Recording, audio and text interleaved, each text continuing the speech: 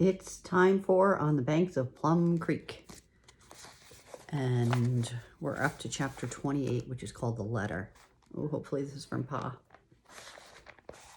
All day long, Laura missed Pa, and at night when the wind blew lonesomely over the dark land, she felt hollow and aching. At first she talked about him. She wondered how far he had walked that day. She hoped his old patched boots were lasting.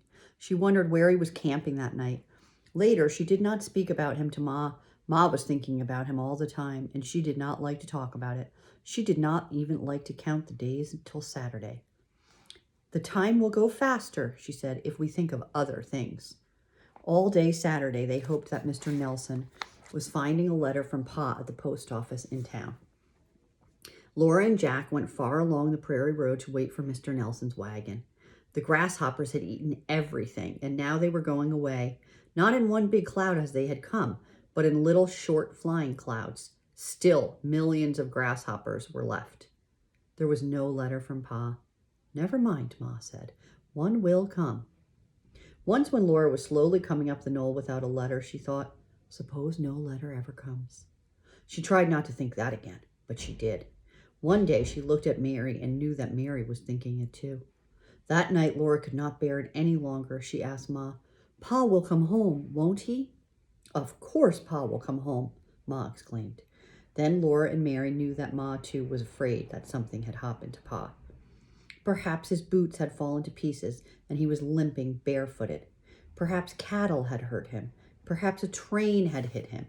He had not taken his gun. Perhaps wolves had got him. Maybe in the dark woods at night, a panther had leaped on him from a tree. The next Saturday afternoon, when Laura and Jack were starting to meet Mr. Nelson, she saw him coming across the footbridge. Something white was in his hand. Laura flew down the knoll. The white thing was a letter. Oh, thank you, Laura said. She ran to the house so fast she could not breathe. Ma was washing Carrie's face. She took the letter in her shaking wet hands and sat down. It's from Pa, she said. Her hands shook so she could hardly take the hairpin from her hair. She slit the envelope and drew out the letter. She unfolded it, and there was a piece of paper money. Pa's all right, Ma said. She snatched her apron up to her face and cried tears of relief. Her wet face came out of the apron, shining with joy. She kept wiping her eyes when she read the letter to Mary and Laura. Pa had to walk 300 miles before he found a job. Now he was working in the wheat fields and getting $1 a day. He sent Ma $5 and kept $3 for new boots. Crops were good where he was, and if Ma and the girls were making out all right, he would stay there as long as the work lasted. They missed him and wanted him to come home, but he was safe and he already had new boots, so they were very happy that day. That's the end of that chapter. And this chapter is 29. It's called The Darkest Hour is Just Before Dawn. Now, the winds blew cooler and the summer was not so hot at noon. Mornings were chilly and the grasshoppers hopped feebly until the sunshine warmed them. One morning, a thick frost covered the ground. It coated every twig and chip with a white fuzz. It burned Laura's bare feet. She saw millions of grasshoppers sitting perfectly still. In a few days, there was not one grasshopper left anywhere. Winter was near and Pa had not come. The wind was sharp. It did not whiz anymore. It shrieked and wailed. The sky was gray and a cold gray rain fell. The rain turned to snow and still Pa did not come. Laura had to wear shoes when she went outdoors. They hurt her feet. She did not know why. Those shoes had never hurt her feet before. Mary's shoes hurt Mary's feet too. All the wood that Pa had chopped was gone, and Mary and Laura picked up scattered chips. The cold bit their noses and their fingers while they pried the last chips from the frozen ground. Wrapped in shawls, they went searching under the willows, picking up little dead branches that made a poor fire. Then one afternoon, Mrs. Nelson came visiting. She brought her baby Anna with her. Mrs. Nelson was plump and pretty. Her hair was as golden as Mary's. Her eyes were blue, and when she laughed, as she often did, she showed rows of very white teeth.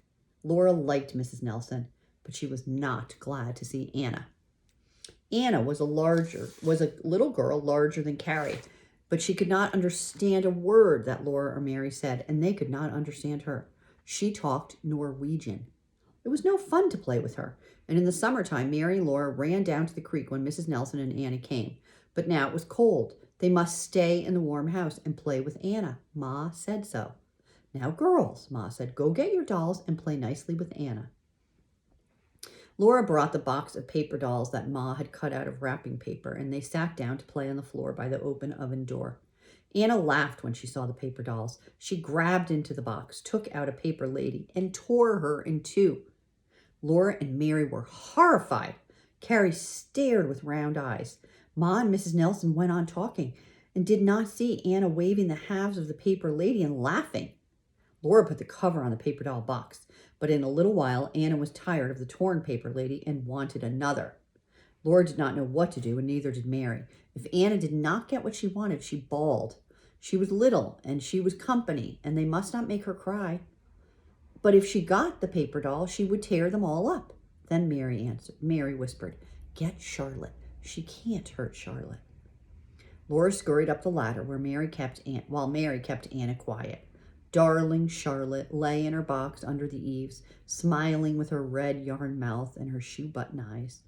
Laura lifted her carefully and smothered her wavy black yarn hair in her skirts. Charlotte had no feet, and her hands were only stitched in the flat ends of her arms because she was a rag doll, but Laura loved her dearly. Charlotte had been Laura's very own since Christmas morning long ago in the big woods of Wisconsin. Laura carried her down the ladder, and Anna shouted for her. Laura put Charlotte carefully in Anna's arms. Anna hugged her tight, but hugging could not hurt Charlotte. Laura watched anxiously while Anna tugged at Charlotte's shoe buttons, eyes, and pulled her wavy yarn hair, and even banged her against the floor. But Anna really could not hurt Charlotte, and Laura meant to straighten her skirts and hair when Anna went away. At last, that long visit was ended. Mrs. Nelson was going home and taking Anna. Then a terrible thing happened. Anna would not give up Charlotte.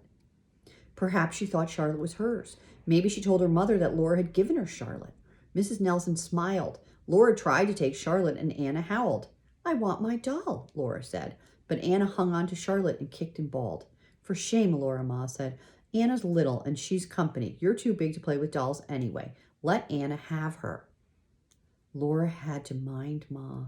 She stood at the window and saw Anna skipping down the knoll, swinging Charlotte by one arm.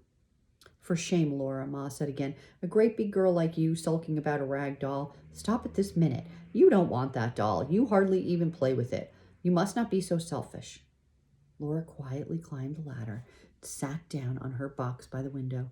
She did not cry, but she felt crying inside her because Charlotte was gone. Pa was not there, and Charlotte's box was empty. The wind went howling by the eaves. Everything was cold and empty. I'm sorry, Laura, Ma said that night. I wouldn't have given your doll away if I'd known you cared so much. But we must not think only of ourselves. Think of how happy you made Anna. Next morning, Mr. Nelson came driving up with a load of Pa's wood that he had cut. He worked all day chopping wood for Ma, and the woodpile was big again. You see how good Mr. Nelson is to us, Ma said. The Nelsons are very good neighbors. Now, aren't you glad you gave Anna your doll? No, Ma, said Laura. Her heart was crying all that time for Pa and for Charlotte. Cold rains fell and froze. No more letters came from Pa. Ma thought he must have started on his way home. In the night, Laura listened to the wind and wondered where Pa was. Often in the morning, the woodpile was full of driven snow, and still Pa did not come.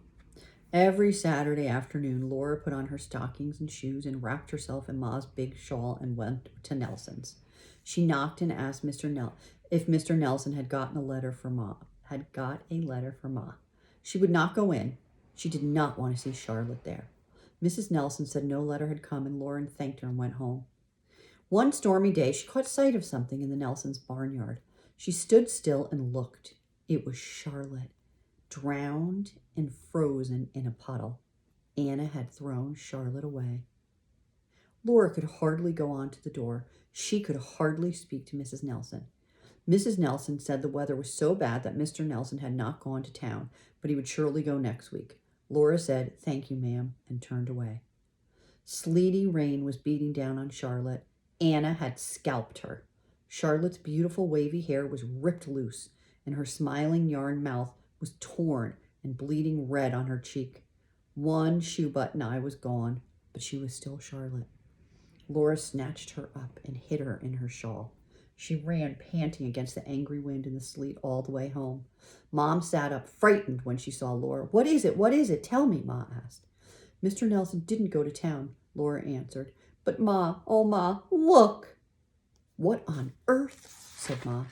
"It's Charlotte," said Laura. "I stole her. I don't care, Ma. I don't care if I did." There, don't be so excited," said Ma. "Come here and tell me about it." She drew Laura down on her lap in the rocking chair. They decided that it had not been wrong for Laura to take back Charlotte. It had been a terrible experience for Charlotte, but Laura had rescued her, and Ma promised to make her as good as new. And here's Charlotte. You can barely see her, but I'll try to post this picture. She's stuck she's in a puddle. She's just all torn apart.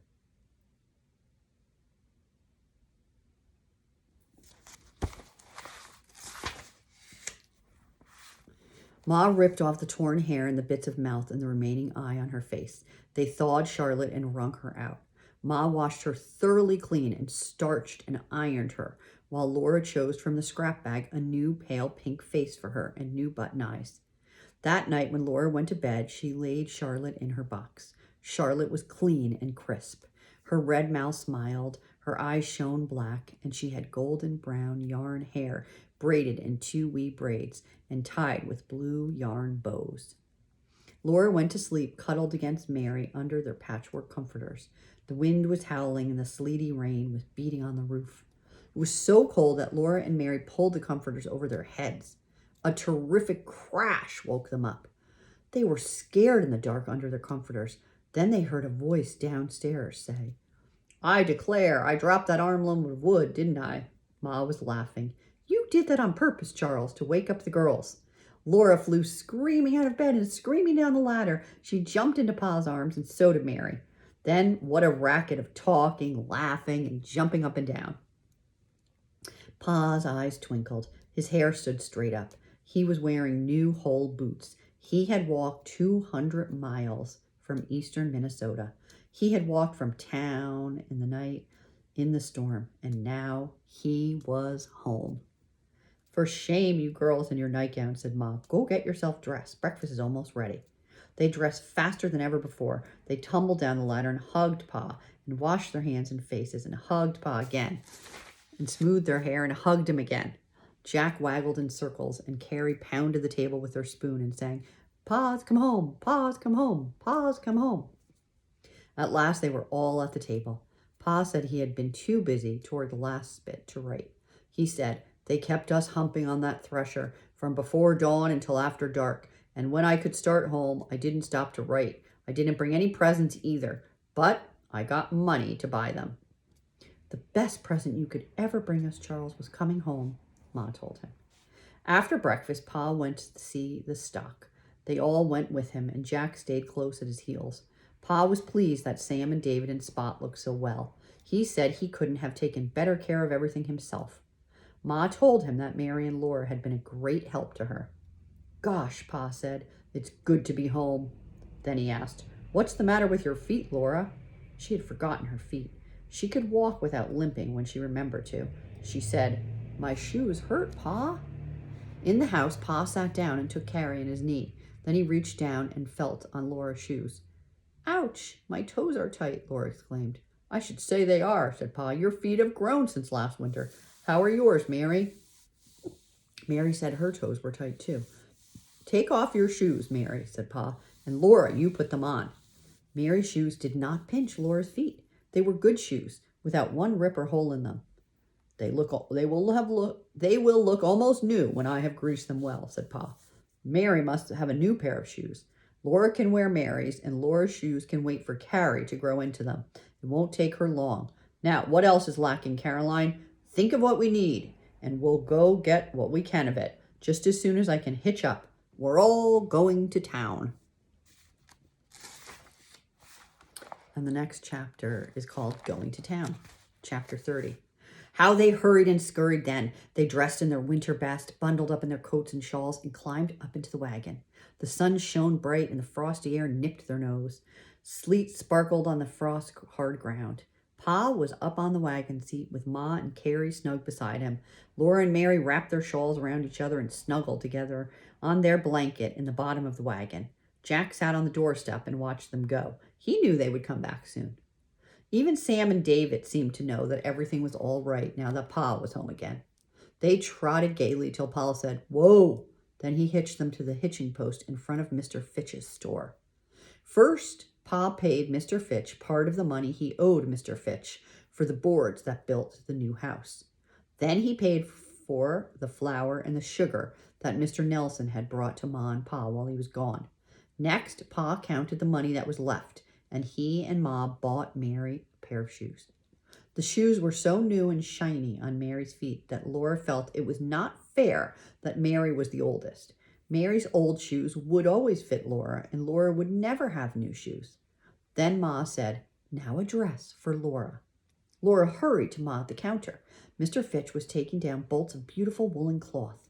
The winter before, Ma let out every tuck and seam in Laura's winter dress. This winter it was very short, and there were holes in the sleeves where Laura's elbows had gone through because they were so tight. Ma had patched them neatly, and the patches did not show, but in that dress Laura felt skimpy and patched. Still, she had not dreamed of a whole new dress. "What do you think of this golden brown flannel, Laura?" Ma asked. Laura could not speak. Mr. Fitch said, "I guarantee it will wear well." Ma laid some narrow red braid across the golden brown, saying, "I think 3 rows of this braid around the neckband and the cuffs and the waistband. What do you think, Laura? Would that be pretty?" "Oh, yes, Ma," Laura said. She looked up, and her eyes and Pa's bright eyes were dancing together. "Get it, Caroline," said Pa. Mr. Fitch measured out the beautiful golden brown flannel and the red braid. Then Mary must have a new dress, but she did not like anything there, so they all crossed the street to Mr. Olson's store. There they found dark blue flannel and a narrow gilt braid, which was just what Mary wanted. Mary and Laura were admiring it while Mr. Olson measured when Nellie Olson came in. She was wearing a little fur shoulder cape. "Hello," she said, and she sniffed at the blue flannel. She said it was all right for country folk. Then she turned to show off her fur and said, "See what I got?" They looked at it, and Nellie said, "Don't you wish you had a fur cape, Laura? But your pa couldn't buy you one. Your pa's not a store owner." Laura dared not slap Nellie. She was so angry, though, she could not speak. She did turn her back, and Nellie went away laughing. Ma was buying warm cloth to make a cloak for Carrie. Pa was buying navy beans and flour and cornmeal and salt and sugar and tea. Then he must get the kerosene lamp can filled and stop at the post office. It was afternoon and growing colder before they left town, so Pa hurried Sam and David, and they trotted swiftly all the way home. After the dinner dishes were washed and put away, Ma opened the bundles, and they all enjoyed looking at their fill, all the pretty dress goods. "I'll make your dresses as quickly as I can, girls," said Ma, "because now that Pa's home, we'll all be going to Sunday school again." "Where's that gray chalice you got for yourself, Caroline?" Pa asked. Ma flushed pink, and her head bowed while Pa looked at her. "You mean to say you didn't get it?" he asked. Ma flashed him and said, "What about the new overcoat for yourself, Charles?" Pa looked uncomfortable. I know, Caroline," he said, "but there won't be any crops next year when those grasshopper eggs hatch, and it's a long time till I can maybe get some work next harvest. My old coat is good enough." "That's just what I thought," said Ma, smiling at him. After supper, when night and lamplight came, Pa took his fiddle out of the box and tuned it lovingly. "I've missed this," he said, looking around at all of them, and then he began to play. He played "When Charlie Comes Marching Home." He played "The Sweet Little Girl, the Pretty Little Girl, the Girl I Left Behind Me." He played "Oh, Kentucky Home." He played "Swanee River," and then he played, and they all sang. Be it ever so humble, there's no place like home. And that's the end of that chapter. So now we are up to chapter 31. So I'll read that one soon. Oh, I'm so glad Pa's home. But that Nellie Olson,